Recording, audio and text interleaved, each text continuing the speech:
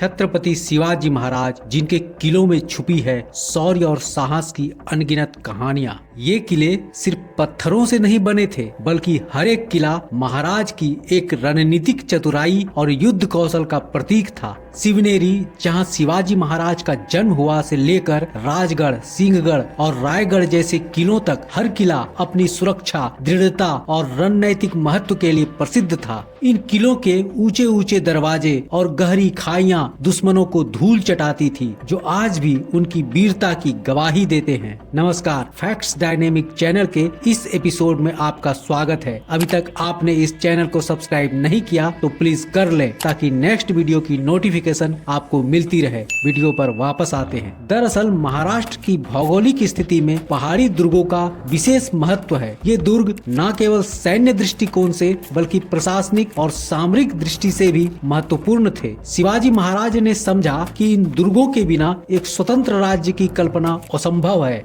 शिवाजी महाराज का पहला विजय प्राप्त किला था तोरना किला, जिसे प्रचंडगढ़ भी कहा जाता है। वर्ष 1686 में किशोरावस्था में ही शिवाजी ने इस किले को बीजापुर के सुल्तान से छीन लिया था। यह विजय उनकी अद्भुत नेतृत्व क्षमता और साहसिक सोच का पहला प्रमाण था। तोरना किला पुणे से लगभग 50 किलोमीटर दूर सहांद्री की ऊंचाई पर स्थित है। इस किले की विशेषता इसकी विशालता और सामरिक स्थिति है। किले की ऊंचाई से आसपास के क्षेत्रों पर नजर रखना संभव था, ताकि दुश्मनों की हरकतों पर निगरानी रखी जा सके। शिवाजी महाराज ने इस किले को जीतने के बाद बड़े पैमाने पर निर्माण कार्य शुरू करवाए और इसे एक मजबूत दुर्ग बना दिया। तोरना किले की विजय ने मराठा साम्राज्य की नींव रखी। तोरना किले के विजय के बाद शिवाजी महाराज ने राजगढ़ किले को अपनी राजधानी के रूप में चुना। यह किला, जिसे पहले मुरुम्बदेव के नाम से जाना जाता था, 1647 में शिवाजी ने कब्जे में लिया और इसे पुनः निर्मित किया।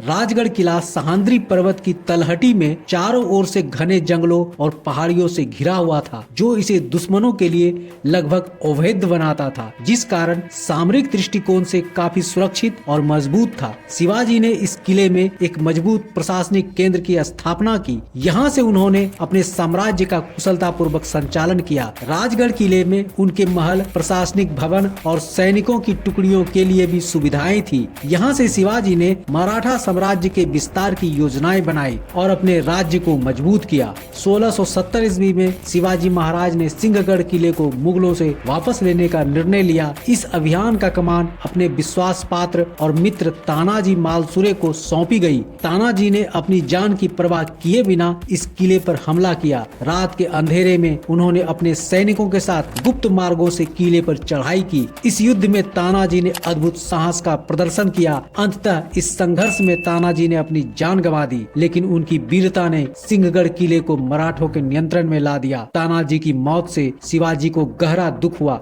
शिवाजी ने दुख व्यक्त करते हुए कहा, गढ़ आला पन सिंह गेला, यानी किला तो जीत लिया लेकिन सिंह चला गया। तभी से इसे सिंहगढ़ किला कहा जाने लगा। शिवाजी महाराज के दुर्गों की वास्तुकला उनकी सैन्य और प्रशासनिक कुशलता का एक उत्कृष्ट उदाहरण है। मराठा किलों की वास्तुकला में स्थानीय भौगोलिक परिस्थितियों का भरपूर लाभ उठाया गया था। पहाड़ियों की प्राकृतिक ऊंचाइयों को किलों के लिए आधार बनाया गया था, जिस कारण यह दुश्मनों के लिए बेहद दुर्गम और अवैध बना रहा। किले की दीवारें मोटी और ऊंची होती थी, जिनमें बड़ी बड़ी दरारें भी होती थी, ताकि दुश्मन के हमले से बचाव किया जा सके। किले के मुख्य द्वार पर विशाल दरवाजे और उनके ऊपर कड़क बुरुज बनाए जाते थे, जिनसे सैनिक दुश्मन पर नजर रखते थे और जरूरत पड़ने पर आक्रमण भी कर सकते थे। किलों में पानी और अनाज की अस्थायी व्यवस्था होती थी। अधिकतर किलों में वर्षा का पानी जमा करने के लिए जलाशय बनाए गए थे। कुछ किलों में कुंड और बावड़ी जैसी संरचनाएं भी होती थी, जो सालों भर पानी की आपूर्ति सुनिश्चित करती थी। इसके अलावा किले में अनाज भंडारण के लिए बड़े बड़े गोदाम भी बनाए गए थे, ताकि युद्ध के समय लंबे समय तक घेराबंदी के दौरान भी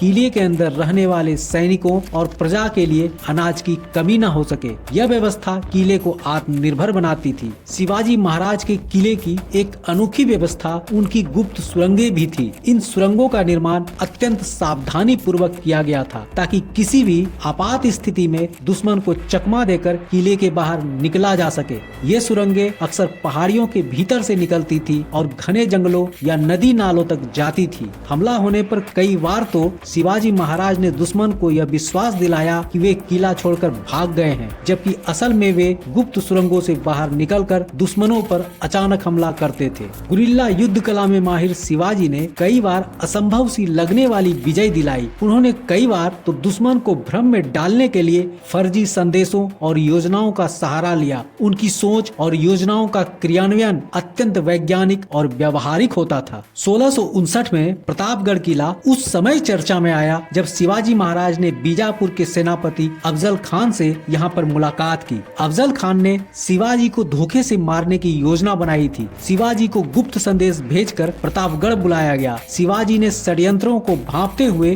अपने कवच के नीचे एक बाघनख छुपाए। शिवाजी का शक सच निकला। अफजल खान ने मुलाकात के बहाने उन पर हमला कर दिया। शिवाजी ने हमले से बचते हुए बाघनख से अफजल खान को मार गिराया। यह घटना मराठा इतिहास में अमर हो गई, जिसने शिवाजी की बुद्धिमत्ता और कूटनीति को उजागर किया। 1660 में कोल्हापुर के पास स्थित पंडाला किले पर आदिल शाह की सेना से कड़ी चुनौती का सामना करना पड़ा। शिवाजी के कुछ विश्वस्त सैनिक बाजी प्रभु ने दुश्मन को घंटों तक रोके रखा, जिससे शिवाजी सुरक्षित रूप से विशालगढ़ पहुंच सके। इस संघर्ष में बाजी प्रभु वीरगति को प्राप्त हुए, लेकिन उनके बलिदान ने मराठा साम्राज्य को बचा लिया। 1674 ईस्वी में शिवाजी महाराज ने रायगढ़ किले में, जो महाराज की राजधानी और मराठा साम्राज्य का गौरवशाली केंद्र था, अपने राज्याभिषेक का आयोजन किया, जिससे वे छत्रपति बने। यह किला उनकी सैन्य और प्रशासनिक गतिविधियों का मुख्य केंद्र रहा। रायगढ़ की ऊंचाई और दुर्गम स्थान उसे